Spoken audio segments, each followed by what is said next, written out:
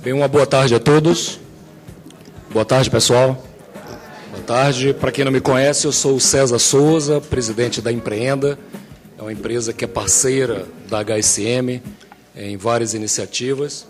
E especialmente este ano, quando nós estamos com esse projeto pioneiro, que é o chamado Ateliê de Líderes, e que nós concebemos algo para ser diferente dos eventos como vem sendo conduzidos tradicionalmente, um espaço que a gente criou para termos a oportunidade de interagirmos um pouco mais de perto com alguns dos líderes empresariais brasileiros.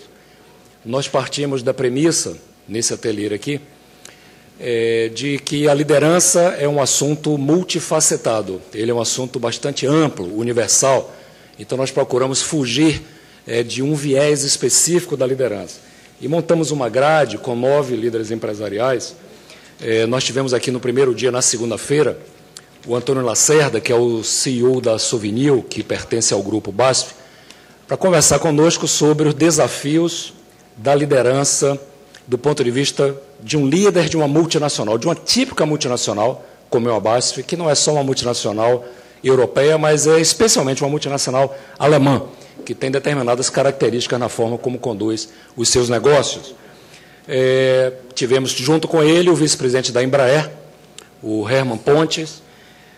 Logo em seguida nós tivemos o José Carlos Grubesic, que é o atual presidente da ETH, pertence ao grupo Odebrecht, e aí era a perspectiva diferente do líder, é o líder de uma multinacional brasileira.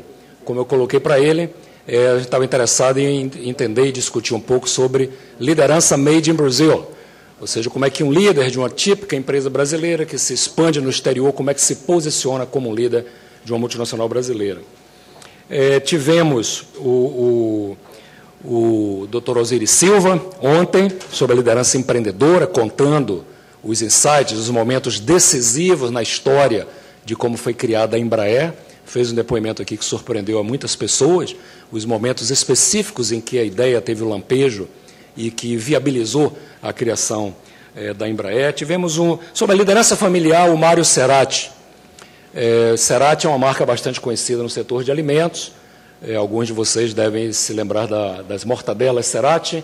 E ele começou contando, ele disse, o César pediu para eu vir aqui falar sobre liderança familiar, empresa familiar, se é diferente de uma multinacional ou não.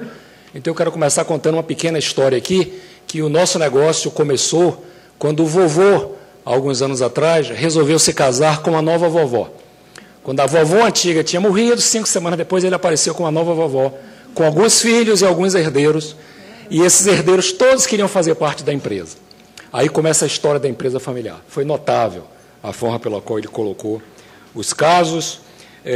Ontem também nós tivemos aqui a geração Y no poder, 2 jovens rapazes assumindo 2 empresas. Quando se fala em geração Y, normalmente o pessoal se lembra de estagiário, trainee, como é que é difícil, o pessoal é afobado, apressado, não sei o quê, cheio de problemas. Então eu resolvi trazer 2 que já são CEOs, 2 que já estão no poder, um de 26 anos, um de 30 anos de idade, e eles estiveram aqui conversando os desafios deles. O mais jovem colocou os sonhos dele para o futuro, como é que a empresa dele está crescendo, um ritmo vertiginoso. E onde é que você pretende chegar em 2020? Ele falou, R$1 bilhão. É o faturamento que ele vê, de uma simplicidade, de uma tranquilidade assim. Falar em R$1 bilhão, um rapaz de 26 anos, que impressionou. E acho que muita gente saiu daqui ontem apostando que a empresa dele vai chegar em R$1 bilhão antes de 2020, pela firmeza de propósito com que ele se colocou aqui.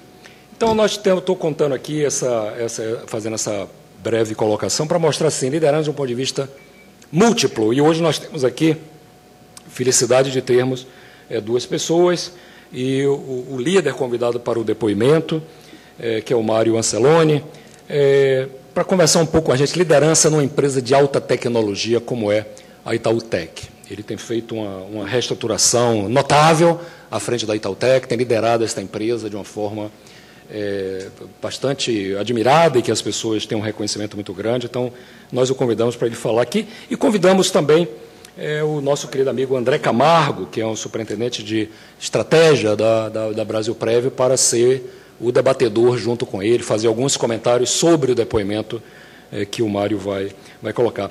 Mais tarde nós vamos ter aqui liderança feminina, com a doutora Janete Vaz, fundadora do Laboratório Save, uma empresa super premiada, só este ano ganhou 5 prêmios, considerada uma das melhores empresas para as mulheres trabalharem no Brasil. E ela vai estar também ancorada com a Eliane Aere, que é vice-presidente de Recursos Humanos e também diretora de uma unidade de negócio, Ticket Car, do grupo Ticket Edenred. Então, nós vamos ter duas mulheres também poderosas aqui, conversando sobre os desafios da liderança feminina. No final do dia, nós vamos ter o Maurício Magalhães. Ele é presidente da agência Tudo, que pertence ao grupo ABC do Nizam Guanais. Liderança não convencional mesmo, falando sobre liderança no meio cultural, no meio artístico. Ele fundou e dirigiu o grupo EVA, a banda EVA na Bahia, no Carnaval da Bahia. Revelou alguns talentos, como a Daniela Mercury no início, depois a Ivete Sangalo. Ele vai estar hoje aqui, inclusive, acompanhado pela Fafá de Belém. Ele trabalha muito no meio artístico-cultural, vai mostrar perspectivas específicas do meio cultural e como é liderar isso. No nosso lounge, lá do outro lado, nós tivemos o Dr. Isamitiba, conversando sobre liderança no seio da família, o papel do pai e da mãe na formação de futuros líderes. Tivemos o Gandhi, algumas pessoas aqui, eu tenho a impressão que tiveram a oportunidade de assistir. O Gandhi esteve aqui, a rigor, com o seu cajado, com a máquina de tear, com a esteira, sentou ali e falou sobre liderança espiritual. O Robert Wong, ontem, Vida em Equilíbrio, o mágico Clóvis Tavares. A Fafá de Belém vai estar com a Beth Coelho, também a partir das 6 horas, lá no nosso lounge. Então, isso é que eu estava querendo dar uma ideia para vocês, que não é por acaso que nós temos aqui esse painel hoje. Ele está dentro de um contexto, os aspectos, as múltiplas faces da liderança, vamos colocar assim, com perspectivas diferentes e todas enriquecedoras. Antes de passar a palavra aqui ao nosso líder, o Mário Anciloni, eu queria informar que essa palestra estará sendo transmitida, a palestra não, o depoimento dele transmitido ao vivo aqui pela internet.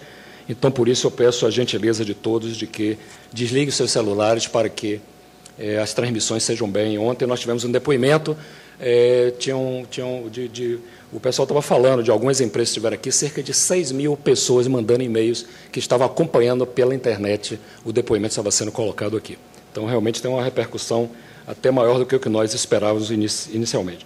O Mário Anciloni, ele atualmente é o CEO, presidente, e também membro do Conselho de Administração do Itautec, isso desde fevereiro de 2010. Então, daqui a pouco faz 2 anos que ele está à frente da empresa. Possui mais de 20 anos, apesar de ser bastante jovem, de experiência no mercado de tecnologia da informação, adquirida aqui no Brasil e nos Estados Unidos. Ele já trabalhou em empresas como a IBM, como a HP.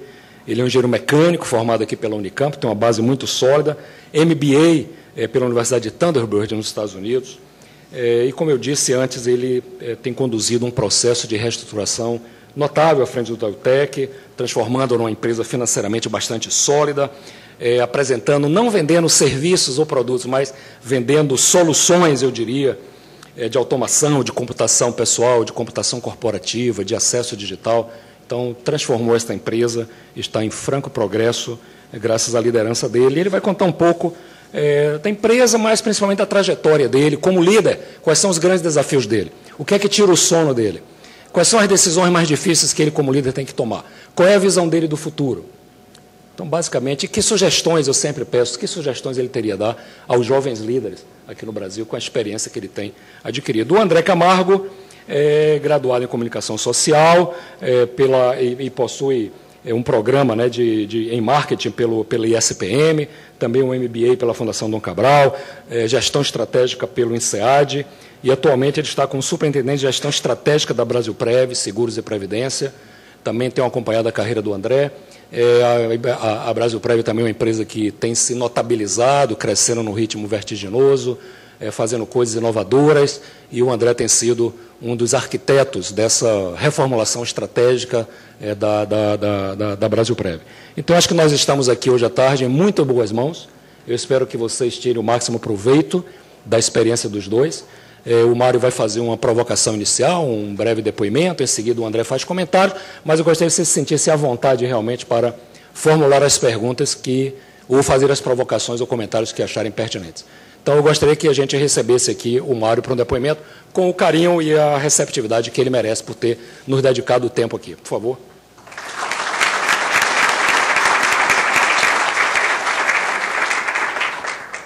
Pessoal, boa tarde. Prazer enorme estar aqui com vocês. Quando o César me convidou para participar dessa iniciativa, Eu aceitei imediatamente, mudei toda a minha agenda, porque eu acho que é esse tipo de iniciativa, principalmente no momento que o Brasil vive, a troca de experiências, poder colocar pessoas, independente das posições, independente daquilo que eles já conquistaram ou já realizaram na vida, mas a troca de experiências é que eu acho que faz um enriquecimento da gestão, um enriquecimento profissional das pessoas. Não? E eu pratico isso, o César sabe, porque eu tenho lá na Itautec um fórum gerencial, trimestral, onde eu coloco na sala todos os gerentes da empresa, o dia inteiro. O César já esteve lá dando palestra para a gente, justamente buscando a troca da experiência como um fator de enriquecimento. Então, é um prazer enorme estar aqui, é uma honra. Na verdade, fico escutando o César falando algumas coisas de mim aí, eu sou meio tímido, nem acho que eu fiz tanta coisa assim na vida, mas eu vou começar a minha história falando de um telefonema que eu recebi há pouco mais de 2 anos atrás. Eu tenho 44 anos, né? E há 2 anos atrás, um pouquinho antes de eu completar fazer aniversário, em setembro, recebo uma ligação de um headhunter me convidando se eu queria participar de um processo de seleção para assumir a presidência de uma empresa chamada Itautec. E eu era presidente da HP, né? Tinha acabado de terminar um período, um ciclo, onde a HP já tinha tinha se tornado a maior empresa de tecnologia do Brasil em faturamento, empresa extremamente, corporação muito satisfeitas com os resultados do Brasil, e eu tinha tudo para poder me acomodar, não, e continuar na minha trajetória dentro de uma empresa grandiosa, grande, espetacular, como a HP, que me deu muita oportunidade, mas resolvi participar desse processo de seleção. E, depois de receber o convite, um pouco mais de 1 mês e meio depois de eu ter iniciado o processo, resolvi aceitar o desafio de trocar quase toda a minha carreira em empresa multinacional por reiniciar minha carreira numa empresa genuinamente brasileira, né? E que naquele exato momento, eu confesso que eu não ouvia mais falar da Itautec como uma empresa que eu ouvia há 20 anos atrás, quando eu saí da universidade. E confesso para vocês de que essa decisão foi talvez uma das decisões mais sábias que eu já fiz na minha vida em relação a plano de carreira. Eu tenho uma trajetória, quem estava até conversando ali, eu e André, um pouquinho, de disruptura positiva. Eu sempre fui uma pessoa que precisou de buscar novos desafios. Eu comecei minha carreira na IBM, como estagiário, departamento de engenharia.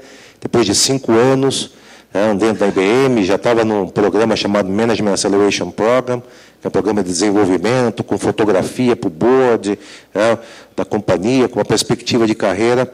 Um belo dia, coloquei minha pasta em cima da mesa e falei, Mário, se você continuar na IBM, por mais grandiosa que essa empresa talvez daqui a alguns anos você vai continuar colocando essa pastinha aqui nessa mesa, precisa mudar, precisa buscar algo novo. E larguei a IBM para ser um gerente geral de uma empresa com 6 funcionários, né? Pequenininha, porque na época eu precisava saber se eu ia ser executivo ou se eu ia ser o empresário, ou talvez um mix dos dois.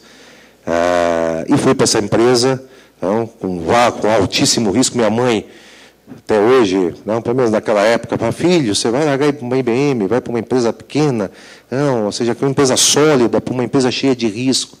Acabou dando certo, a empresa cresceu, mas acabei saindo depois da empresa, fui para uma outra empresa americana, canadense, Amur Formulários, larguei tudo, fui fazer MBA por conta própria, porque eu já tinha muito sólido a parte de, o chamado feeling, de negócio, mas eu precisava de embasamento, engenheiro mecânico, precisava de embasamento teórico, fui fazer MBA.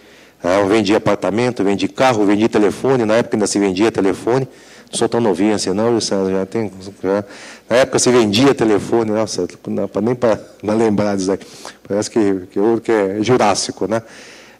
Vendendo tudo, eu e minha esposa, fomos para os Estados Unidos, para Phoenix, Arizona, calor insuportável, o Malemar tinha dinheiro para pagar a universidade, comprei um carro velho, fundi o motor, Eu fiquei 6 meses andando de bicicleta, para cima e para baixo. Para quem conhece Phoenix, sabe que aquele negócio no verão é praticamente insuportável, são 45, 50 graus na sombra. E, como era bom aluno, conseguia negociar de uma certa forma. Quem quisesse estudar comigo tinha um preço a pagar, que era pegar e levar eu e minha esposa no supermercado depois para fazer compra. E consegui logo um emprego, fui contratado pela HP logo no início do meu MBA, que foi absolutamente fundamental para me dar não só embasamento teórico que eu precisava, mas também me dar exposição internacional, perder o medo do mundo fora do Brasil, entender de que brasileiro é tão bom, talvez em alguns casos melhor do que o chamado gringo, o que eu acho que alguns anos atrás isso era uma barreira. A gente tinha esse como é que fala? Sentimento de inferioridade, talvez pelo Brasil sempre ser um país do futuro, diferente da realidade do país hoje, mas para mim foi absolutamente fundamental não só ter esse embasamento teórico, principalmente na área financeira, na área de gestão, na área estratégica, mas também romper a barreira internacional. Fui para a HP em Miami, no headquarters da América Latina, logo assumi como estagiário, recomeçando a carreira, trabalhando para uma empresa global, fora do Brasil, mas muito ligado ao mercado brasileiro, e rapidamente subi, acabei tomando uma posição de diretor, com 32 anos de idade, para a unidade de negócio para toda a América Latina, e com a fusão da Compaq e da HP em 2002, eu também resolvi largar os Estados Unidos e voltar para o Brasil, porque achava que eu era ser muito mais útil para a empresa no Brasil, uma iniciativa minha. Minha esposa fala que até hoje ela tem um ingressozinho para ir no teatro de Miami, que você compra com uma certa antecedência, guardado, porque também foi uma decisão meio de voltar para cá, tomada que meio sem muito planejamento. E acabei vindo para o Brasil, participando de um processo de turnaround da subsidiária local. Em 2002, o HP não ia bem, e nesse processo acabou eu e com outros líderes locais levando a empresa a um patamar realmente de faturamento e ser considerado em 2008 a maior empresa de tecnologia do mercado brasileiro, o que me deu a possibilidade de liderar a subsidiária brasileira por 3 anos, quando daí sim eu fui para a Itautec. Então, a minha carreira tem sido uma carreira muito rica de buscar um novo desafio. Eu tenho uma frase que, vocês me permitirem falar em inglês, porque em português ela até não soa tão bem, que eu gosto muito, que é I'm pleased but not satisfied. Isso tem a ser a tônica da minha carreira, de celebrar as conquistas, mas sempre querer algo a mais, sempre buscar um novo desafio. E foi isso que me levou à Itautec. E dentro desse contexto que o César estava descrevendo, desse processo de transformação, que a gente está no meio do caminho, a gente nem está longe ainda de ter finalizado, e eu acho que todo o processo de transformação, acho que chega à conclusão de que acho que eles nunca acabam, não. Transformação é sempre contínua, principalmente no mundo da tecnologia, que é um mundo extremamente dinâmico, a competitividade acirradíssima, a necessidade de inovar, de trazer um diferencial, ainda mais na área de computação, brigando aí com o ciclo de vida de produtos extremamente curtos, todo mundo querendo sempre um computador melhor por um preço mais baixo. Vocês precisam parar com esse comportamento, isso aí não é bom para ninguém. Vocês precisam parar com isso de querer um computador melhor com um preço mais baixo. Então, me vejo hoje, depois de 2 anos, primeiro presidente de uma das empresas do grupo, que veio de fora. A Itautec faz parte do grupo Itaúsa, dos maiores grupos privados do Brasil, que, dentre outras coisas, além de ter o controle acionário da Itautec, também tem um controle da L. Queiroz, que é uma das empresas do grupo na área química, da Duratex, que está na parte de construção civil, louças e metais, painéis de madeira, e do Banco Itaú, um dos maiores bancos do planeta. Então, é um grupo extremamente bem-sucedido, um grupo que tem gestores muito sólidos, né? E eu chego como primeiro presidente de uma das empresas do grupo vindo de fora, substituindo o Paulo Setúbal, que era o presidente da Itautec, também da Duratex ali Queiroz, na época o setor industrial, e tendo com a missão de realmente levar a Itautec novamente para aquela posição que ela já tinha ocupado no mercado. Se você pegar 20 anos atrás, você vai ver que a Itautec já foi até tema de Globo Repórter. Era a empresa brasileira de tecnologia, a pioneira, a empresa que se vislumbrava como sendo a empresa que realmente um dia seria líder, não só do mercado brasileiro, mas também podendo explorar mercados internacionais. Por diversos fatores, a empresa acabou, de uma certa forma, desviando um pouco dessa sua trajetória, e nos últimos anos ela estava até um pouco afastada do mercado, mas os acionistas, querendo retomar esse momento que um dia a empresa já teve, resolveram me trazer, resolveram reformular toda a governança da empresa, uma nova estrutura, um novo conselho de administração, e junto comigo, com o novo conselho de administração, novos executivos, o que eu trouxe, numa mescla que eu acho saudável em talentos externos e os talentos já existentes, a gente começa realmente a fazer uma empresa diferente da empresa que estava até então, uma empresa buscando novamente um fortalecimento, não só no mercado brasileiro, mas no mercado internacional. Então, Itautec, 32 anos, uma empresa que atua, como o César falou, em vários segmentos, automação bancária, automação comercial, não soluções para bancos e para as redes varejistas, parte de computação, tanto para o mercado corporativo, como para o mercado pessoa física, o consumidor, e também na área de serviços. Dentro de um contexto que, para mim, é absolutamente novo. No passado, eu tinha um chefe. Meu chefe ficava, em geral, nos Estados Unidos. Eu, como Brasil, reportava, uma época, para a América Latina, depois para Américas, principalmente dentro da HP. E eu tinha minha função de presidente da subsidiária, uma função que tem a responsabilidade de gestão, mas que, de uma certa forma, tinha o benefício de estar parte de uma corporação, uma estrutura de pesquisa e desenvolvimento, desenvolvendo soluções, produtos, e cujo trabalho era trazer esses produtos para o Brasil e fazer com que esses produtos também tivessem sucesso no mercado local, sem desmerecer essa função, que é uma função extremamente importante e complexa. Mas agora eu olho para cima e falo, o meu chefe é o Conselho de Administração. Já não tem mais para quem pedir socorro, pedir ajuda na hora que a água bate no nariz, para usar uma expressão assim, mais delicada, e tendo que realmente se virar no mercado onde meus competidores são empresas como HP, Lenovo, Dell, de uma certa forma até uma Acer, uma Diebold, uma NCR, grandes empresas globais, todas elas olhando para o mercado brasileiro como um mercado extremamente atrativo, todo mundo olha hoje o mercado brasileiro como um mercado atrativo, investindo no mercado brasileiro, e nós, uma empresa 2 bilhões, mas grande para o mercado brasileiro, mas dentro do contexto global, a Itautec, comparada com essas empresas, é muito pequena. Com cadeias de suprimentos, em geral, muito associadas ao mercado asiático, componentes. Então, outro dia estava aí, enchente na Tailândia, fica com falta de HD no mercado. Bom, e aí você tem que se virar, porque você tem contrato para honrar com o cliente, e assim por diante. E uma empresa, dentro de um contexto de muita pressão por redução de preço, muita pressão. Então, eu brinco que eu nunca gerenciei nenhum negócio onde se eu tivesse um problema na última linha, eu podia aumentar preço, sempre foi pressão por redução de preço, pressão por redução de preço, pressão por redução de preço, mas, ao mesmo tempo, de levar inovação, levar conteúdo, levar novos produtos para o mercado. Então, um mercado onde você precisa manter equilibrado o curto com o médio prazo, o curto com o longo prazo, porque o longo prazo um dia chega,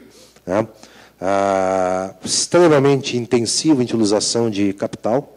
Então, a gestão de fluxo de caixa, se você não tiver isso sob controle, você perde muito dinheiro, porque inventário é absolutamente crítico. Qualquer erro nesse processo de planejamento quebra a empresa, porque falta dinheiro.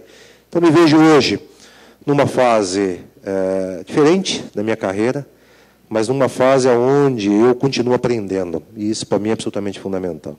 A minha carreira tem sido o principal motivador dessas rupturas positivas, não construtivas da minha carreira, tem sido a necessidade de aprender, a necessidade de buscar o novo como uma forma de aprendizado, não? E não só me acomodar em alguma coisa que, para mim, de repente, já era um porto seguro. E nunca foi dinheiro, nunca foi... Claro, dinheiro é importante, não dá para dizer que não é, mas o principal fator de motivação foi essa necessidade de aprender, de realizar, de tentar coisas novas, de buscar novos desafios. Então, a Itautec hoje, eu acho que é uma empresa que está se reposicionando, está almejando, muito mais do que almejava, mas ainda é uma empresa em franco processo de transformação. Eu tenho certeza absoluta de que essa empresa vai voltar a ser um dia essa empresa que ela já foi no passado, sem saudosismo, mas realmente podendo proporcionar, não só ao mercado brasileiro, mas também fora do Brasil, valor agregado, conteúdo para os nossos clientes, sejam eles grandes bancos, sejam eles grandes cadeias de comércio, sejam eles os consumidores no dia a dia. Então, a empresa hoje é bastante diferente de quando eu cheguei, tanto em estrutura como em processos, mas, acima de tudo, é uma empresa que está muito mais focada no cliente, está muito mais focada em realmente atingir metas e levar um diferencial para os nossos principais clientes. Então,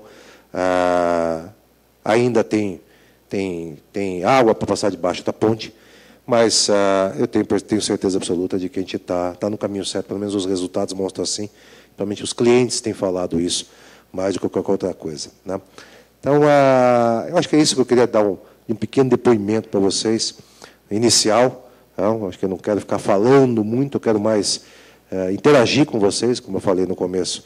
Acho que a troca de experiências é absolutamente fundamental, eu acho que é por isso que a gente está aqui. Então, paro de falar para que vocês, de repente, a gente comece a trocar ideias, responder perguntas, curiosidades. Alguns, talvez, aqueles que me conhecem já um pouquinho mais, sabem que eu já tenho passagens interessantes, como eu já vendi jazigo de cemitério na vida, para poder, pagar as contas, em função de alguns investimentos que eu tinha feito. Fui o melhor vendedor de jazigo de cemitério de final de semana, na época que o Morumbi estava lançando a expansão do cemitério. Fui o melhor vendedor de jazigo de final de semana. Então, assim, tem algumas passagens aí interessantes que eu vou estar com o maior prazer compartilhando com vocês e dialogando aí através daquilo que vocês tiverem curiosidade, não? Muito obrigado, Mário. Vamos agradecer aí a Mário o depoimento inicial dele. Mas, realmente, eu acho que agora é que começa um bate-bola interessante, né? Queria salientar o que o Mário colocou na trajetória dele, sacrifícios pessoais que ele fez, não é, para ir em busca dos seus sonhos, quando resolveu mudar de carreira, mudar de posição, resolveu se capacitar, estudar, fazer o MBA dele, o tornarão de... não é fácil, não foi só o primeiro fora da estrutura do banco, mas também substituindo um membro da família, né, da família controladora da instituição. Não é uma tarefa muito fácil. Mas vamos ouvir um pouco os comentários do André Camargo, e aí a gente entra num bate-bola aqui, enriquecedor com o Mário. Por favor, André. Bem, boa tarde a todos também. Prazer estar aqui participando desse debate. Acho que o Mário colocou elementos fundamentais aqui na trajetória de qualquer líder, né? O primeiro, acreditar que conhecimento não é algo que você obtém uma vez na vida e, a partir daquele momento, acredita que isso é suficiente para você continuar evoluindo. Eu acho que a gente está cada vez mais vivendo o desafio de manter ciente de como continuar aprendendo sempre. Dá gosto ouvir aqui um presidente de companhia, na sua estatura, falar: o meu grande desafio é que eu estou aprendendo e que eu quero continuar aprendendo. Isso faz com que a gente enxergue com outros olhos a necessidade de continuar constantemente formando líderes e formando pessoas que tenham, na busca de conhecimento e aprendizado, um movimento fundamental aí dentro das organizações. É interessante uma observação, que o turnaround que você vivenciou na própria HP Brasil, na Itautec mais recentemente, ele tem a ver também com um pouco do turnaround que você tem feito na sua própria vida, né? Ou seja, de alguma maneira, nos momentos em que você está se solidificando num papel, conquistando aí uma reputação fortíssima na indústria, reconhecimentos, prêmios, reconhecimento da matriz, no caso da HP, você fala, não, eu vou assumir aí um desafio numa empresa que tem um grande grupo por trás nacional, que dá uma segurança importante, mas vivia uma situação de que, no passado, como Itautec foi muito forte, e estava já há muito tempo fora de um posicionamento de mercado para brigar com esses grandes grupos.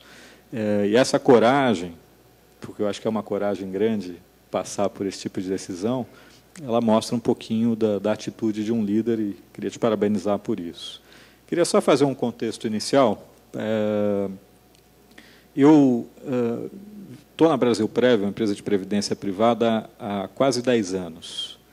Dentro desse período, passei pelas áreas de marketing, área de produtos, área de planejamento estratégico, projetos, comunicação, recursos humanos, e, mais recentemente, tenho conduzido a parte de estratégia corporativa, gestão de projetos e comunicação corporativa na companhia. De todas as experiências, a que eu posso dizer que me fez enxergar a questão de liderança sobre um prisma bastante diferente, todas elas foram importantes, é claro, mas bastante diferente, foi sentar na cadeira de RH por 6 anos, sendo o head de RH dentro da Brasilprev. Naquele momento em que eu não vinha de recursos humanos, eu tinha uma série de preconceitos sobre algumas questões ligadas a práticas de gestão de pessoas e a atitude de líderes nas suas decisões que envolviam pessoas, assim como muito desconhecimento sobre a relevância disso e como isso era importante nas organizações, no que se refere à estratégia de negócio, a posicionar uma organização e conseguir competir. A partir dessa experiência, que eu recomendo a todo mundo que não vivenciou uma área de recursos humanos um dia na vida, né, eu passei a enxergar um aspecto que eu queria dividir com você e até passar a bola para você sobre esse ângulo. O primeiro deles é que, pelo menos eu acredito nisso, que liderança, você assume um compromisso com 3 grandes entidades nesse processo. O primeiro delas é consigo próprio. Eu acho que você tem que atuar dentro de qualquer organização, mas tendo um princípio básico que é não abdicar dos seus valores e das suas crenças pessoais. Não fazer isso em nome de um projeto, de uma tarefa ou de uma organização como um todo. Algumas coisas eu acho que você tem que ter como alicerce da sua carreira ao longo do tempo. Um outro compromisso que eu acho fundamental é o compromisso com a organização. Você, quando atua como um líder, você tem um mandato, você tem um papel de representação daquela organização numa posição de liderança e na construção de resultados, não só financeiros, resultados de diferentes ângulos. E você tem um terceiro compromisso, que eu acho que é com a sua equipe, na formação de pessoas, na formação não só de sucessores, que é fundamental, mas principalmente no desenvolvimento desses profissionais. Pegando o gancho nesse último aspecto, Mário, eu queria ouvir um pouquinho você, como que você, como líder, com toda a experiência que você vivenciou em organizações de ponta, trabalha e investe no desenvolvimento de outras lideranças que venham a substituí-lo mais à frente. André, você falou um ponto fundamental, né, que é o desenvolvimento de outros líderes dentro da empresa. Ou seja, o presidente da empresa visto como o principal líder. Bom, tudo bem, aceito o rótulo, né? Mas o presidente da empresa sozinho não faz nada. Você precisa ter o que eu chamo da liderança, a liderança do dia a dia, na gestão, na condução dos negócios. Ela é tão relevante, talvez até mais relevante do que o do presidente da empresa, né? O papel do presidente da empresa é esse, é desenvolver, é dar uma orientação, dar um norte, é garantir que a empresa toda caminhe numa única direção, trabalhar para que essa empresa realmente possa mitigar os seus riscos, se fortalecer, mas, principalmente, o papel do presidente no dia a dia é fomentar com que essa liderança diária, operacional, se transmita em resultados. Então, nessa linha de raciocínio, primeiro, eu tenho, acho que eu acabei de comentar, eu tenho um fórum trimestral, onde eu reúno todos os gerentes da empresa, por natureza, que assumiu uma posição gerencial aí para cima, já tendo, uma certa forma, um papel de líder dentro da empresa. Não é a única liderança, mas é um papel de liderança importante. Então, são mais de 100 pessoas que trimestralmente estão participando de um processo intenso. A gente estabeleceu outros programas, a Academia Itautec da Liderança, que é justamente para buscar o fortalecimento da capacitação dessa estrutura gerencial. Programas de coaching, mentoring, mas eu acho que tudo isso tem também somados, não trazem ainda, na minha visão, aquilo que eu entendo que é a experiência on the job, que é dar para o jovem, para aquele que está começando, a oportunidade de poder executar, cometer erros, sem necessariamente ter isso ser uma grande penalização. Então, uma das coisas que eu tento fazer é pegar jovens líderes, pessoas que eu vejo com potencial, e começar a dar a essas pessoas a oportunidade de cometerem erros, de poderem quebrarem suas próprias barreiras organizacionais e muitas vezes até mental, porque, em geral, o que eu tenho visto é de que as pessoas elas precisam de oportunidade. Me foi dada uma oportunidade com um pouquinho mais de 30 anos de idade, de assumir uma unidade de negócio para a América Latina, e eu agarrei essa oportunidade. Eu tinha acabado de sair da universidade, dentro da HP, e alguém acreditou que eu poderia fazer, e me deu a liberdade de poder tentar, de executar. Então, eu acho que uma das coisas que eu tenho tentado buscar nesse processo é fazer o que fizeram por mim. Dar oportunidade, além de todas essas iniciativas, esses programas que envolvem uma quantidade relativamente grande de gente, claro que tem aqueles que estão mais próximos, mas dar oportunidade principalmente para a liderança jovem, aqueles que estão aí no começo da sua carreira, que já mostram maturidade, ao mesmo tempo capacidade de poder exercer, de poder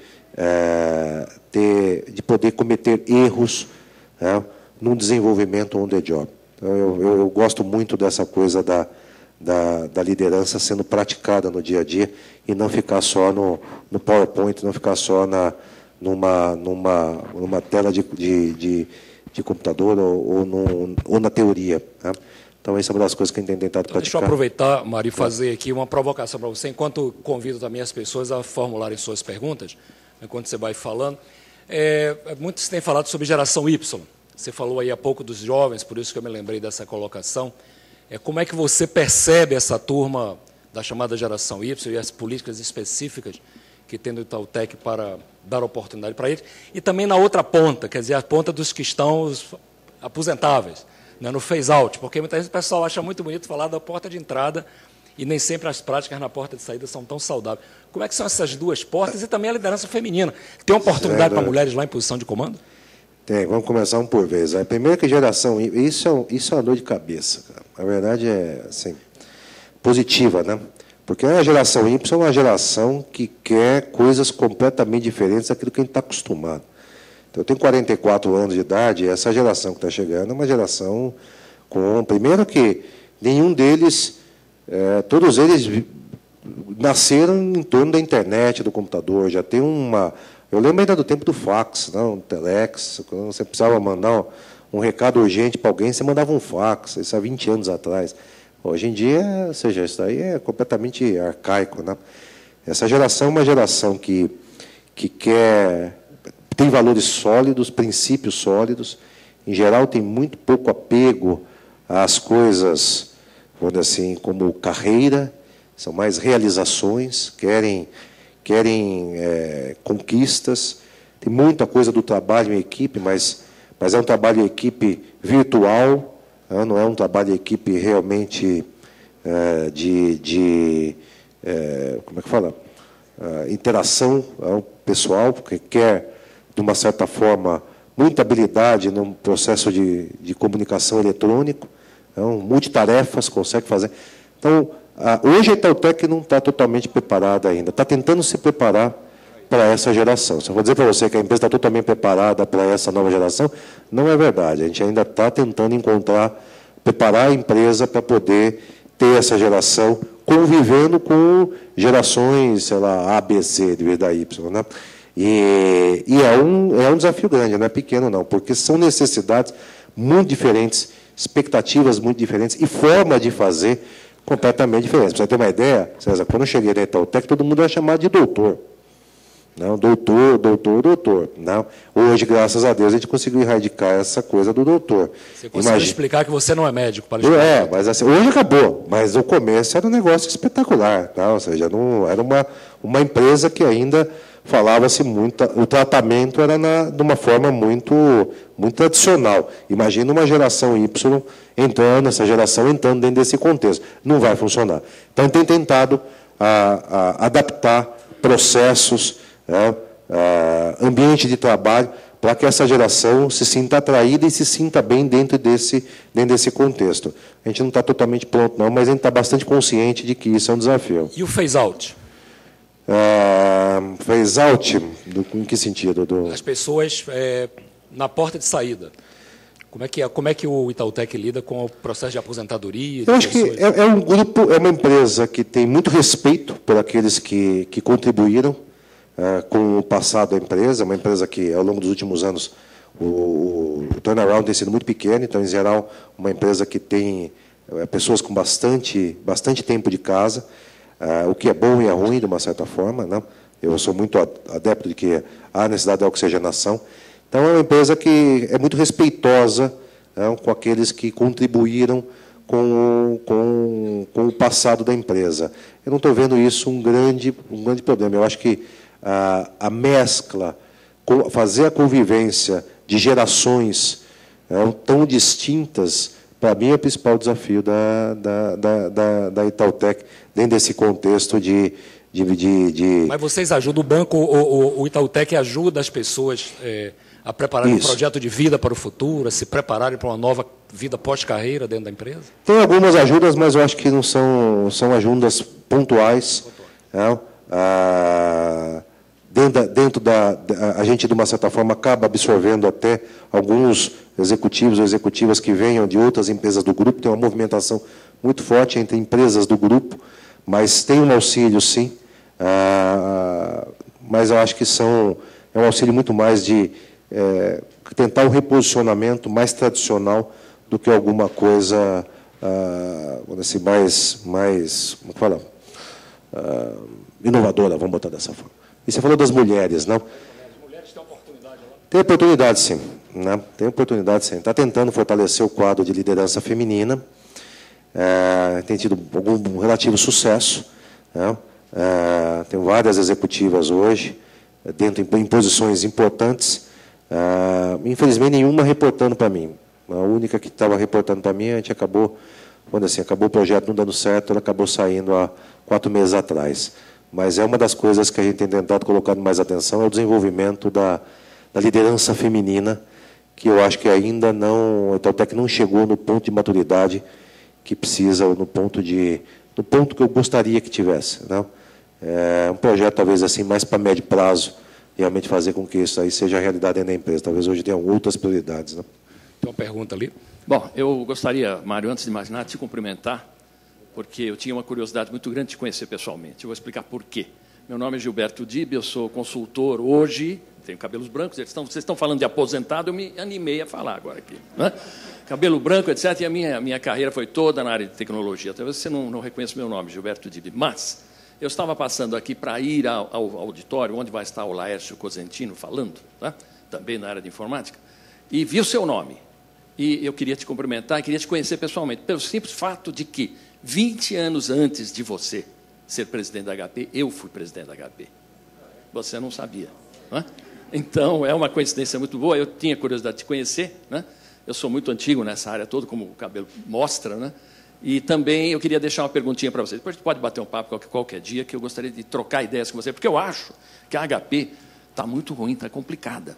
Eu acho que nós dois precisamos voltar para lá. Tá.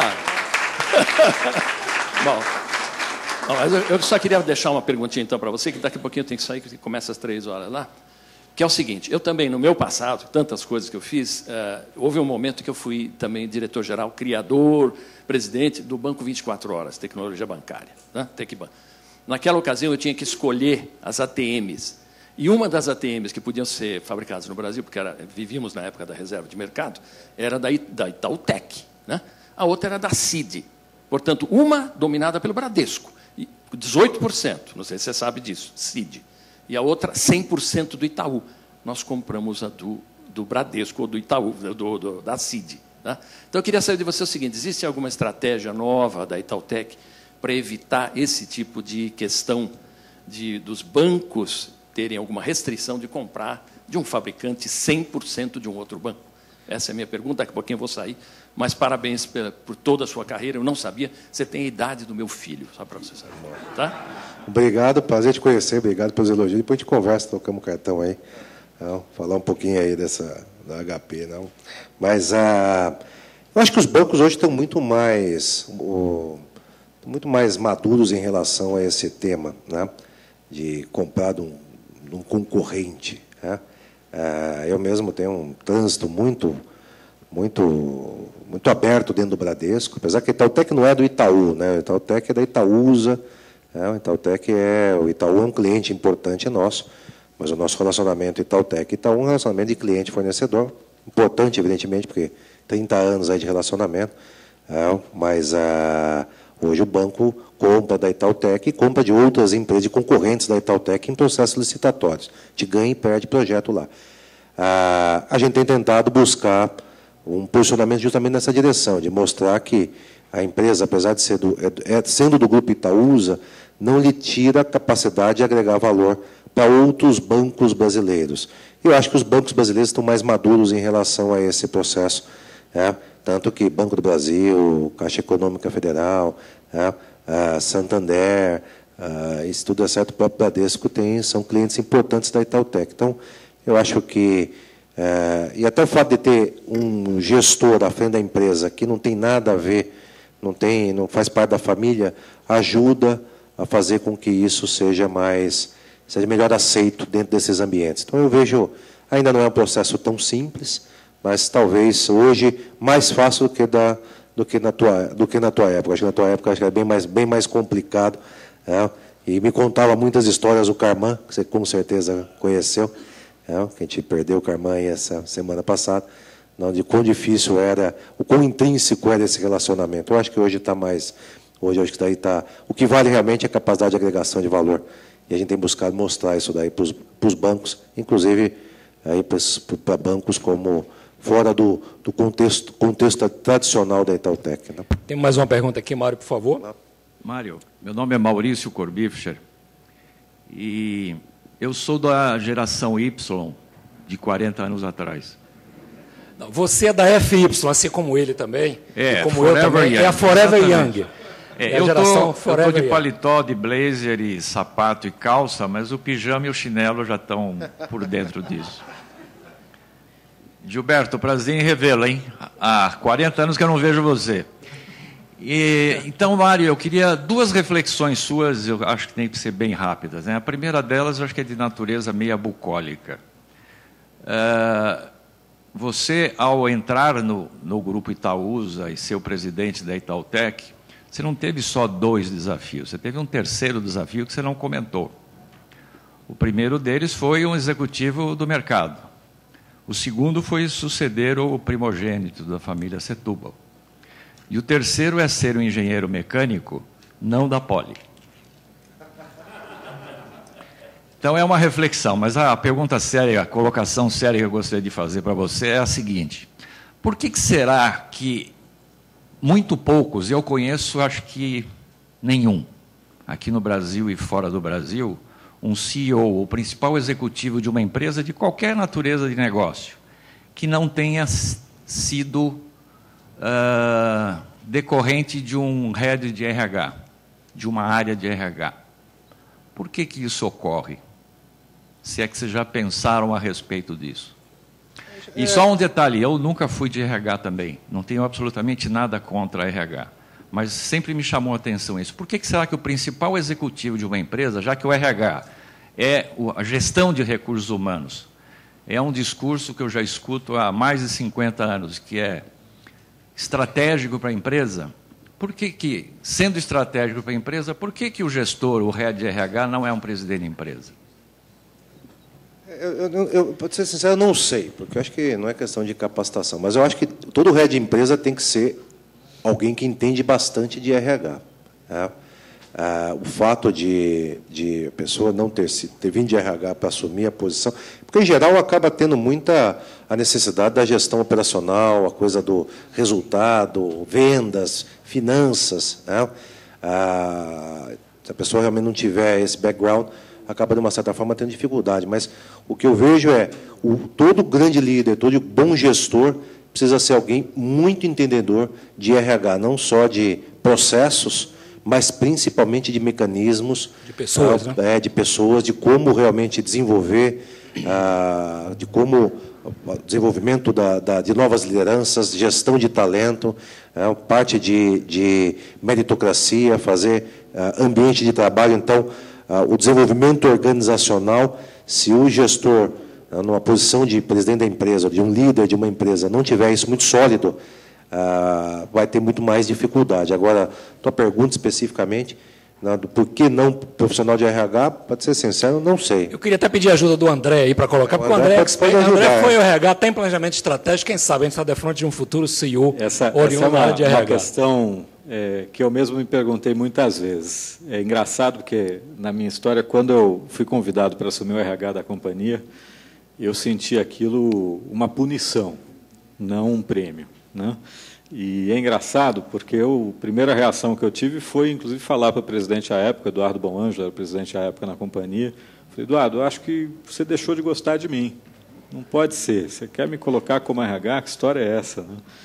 E ele fez os argumentos dele, conversamos bastante. No final, desenhamos um modelo em que eu não sairia totalmente das áreas de negócio, eu continuaria à frente da parte de estratégia corporativa, mas passaria a assumir recursos humanos. Tive, obviamente, todo um trabalho de aceleração de conhecimento e aprendizado sobre o tema, para conseguir navegar um pouquinho melhor nisso, mas, obviamente, contando tanto com uma equipe bastante especialista, bastante profissional e parceiros externos nesse desafio. Mas eu acho que a gente, e eu falo a gente porque eu me considero hoje bastante RH, apesar de não ser um profissional de RH, eu acho que o que evita profissionais de RH serem presidentes, e eu conversei, tenho amigos em várias áreas hoje, em várias empresas hoje nessa posição, é porque eles, quando falam de ser um RH estratégico, eles continuam se limitando em RH, tentando fazer da função uma função um pouco mais estratégica.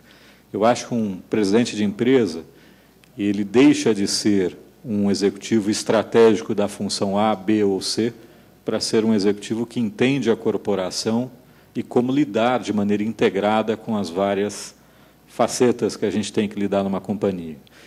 E eu acho que esse é o grande desafio. Muitas vezes eu me deparo conversando com colegas absolutamente competentes na área de recursos humanos, mas quando você começa a falar do negócio da empresa deles, e eu não sendo daquele setor de atividade, você percebe que a conversa ela não avança muito, porque associa-se que isso é função de outra área.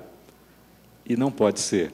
Eu acho que um presidente e mesmo um executivo de uma área em si, tem que entender que o negócio da empresa é a razão de ser para estar ali voltado ao cliente. E eu percebo no momento, inclusive, André, complementando o que você está falando, não só o apetite não existe para isso, né?